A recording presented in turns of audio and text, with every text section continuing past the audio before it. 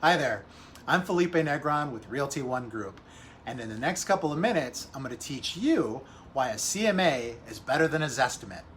Now let's start off with what is a CMA? It's an abbreviation for a comparative market analysis. This is a method of determining the approximate market price point or price points of a subject property by comparing it to other similar properties in a given area that have sold, are presently for sale, or did not sell. A real estate agent will typically develop a CMA for the benefit of sellers or buyers, as sellers want to know what to ask for their property and buyers want to know what to offer for a property. It's important to remember that although a CMA is similar to an appraisal, it is never equal to an appraisal. An appraisal is an estimate or opinion of value as of a certain date that is supported by objective data. An appraisal includes only sold transactions and can be performed only by a licensed appraiser. As a general rule, a CMA should consider all similar homes that have entered the market. This includes the following: active homes currently listed for sale in the market, recently sold homes, expired homes, and these are ones where the listing agreement between a real estate agent and a seller have expired because the home was not sold during the listing period. And finally, withdrawn homes. These are ones that were taken off the market. When looking at similar homes, or comps as they are referred to at times, you'll want to consider the following items. Now, first, a note on how far you want to go out from a home and how far back in time you'll want to review sales. Most lenders have guidelines wanting appraisers to stay within a 1 mile radius of the home. They also have guidelines that will require an appraiser to provide an explanation for the use of any comparable sales that are more than 6 months old. So for your CMA, you'll want to follow these guidelines as well. Now back to the items you want to include in your CMA. First, look at the subject's subdivision. Why? Because location, location, location. You may have heard this mantra when talking about home values.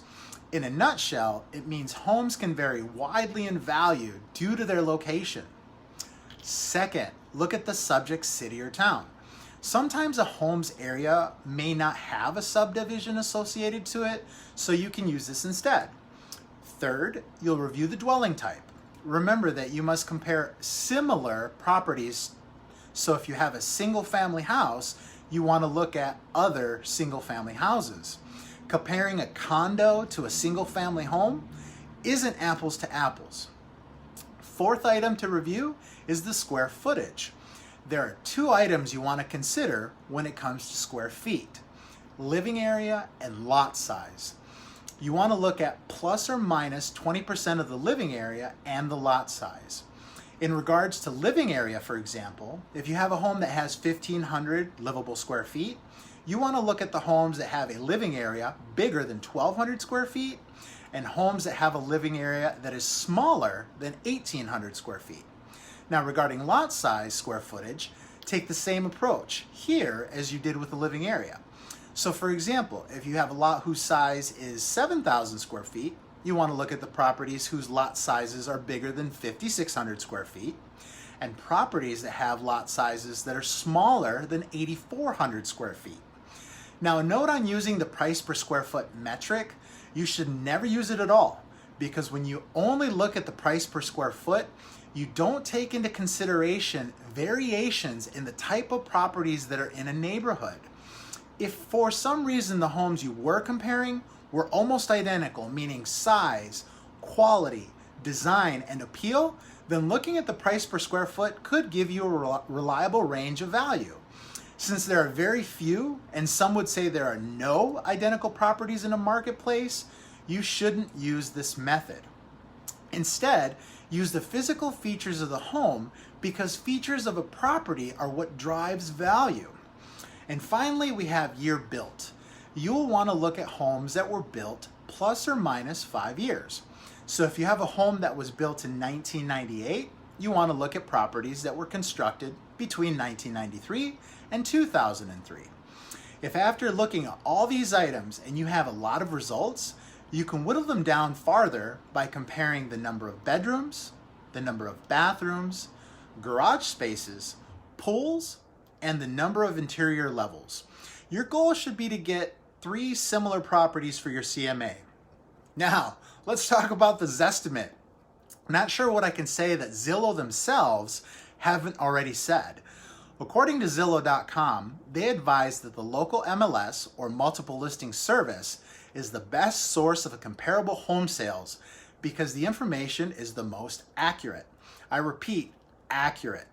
They even go on to say that the Zestimate is computed by a proprietary formula in which its calculations come from user-submitted data. Keep in mind, anyone can create a Zillow listing, which means errors. So much so that Zillow publishes the accuracy of the Zestimates. They state that there are property estimates within 20% of the sales price. Imagine your home's value being off by 20% or more. Yikes! As you can see, the CMA approach is the most reliable method because it gives agents, sellers, and buyers complete information. If you want to learn more about working with me, I put a link beneath this video you can click and we can jump on a call. In the comments section, let me know what your thoughts are. If this makes sense or if you have more questions about CMAs. If this video has provided you value, make sure you subscribe to my channel. I'll see you in the next video very soon. Thank you so much for watching.